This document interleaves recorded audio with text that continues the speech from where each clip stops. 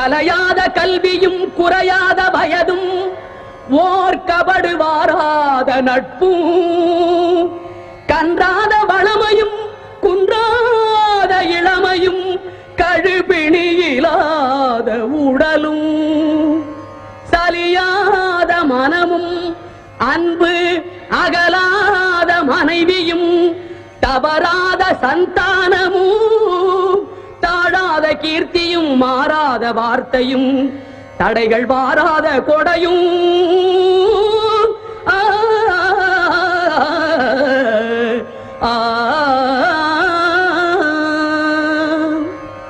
தொலையாத நிதியமும் கோணாத கோலும் ஒரு துன்பமில்லாத வாழ்வும் துய்யனின் பாதத்தில் அன்பும்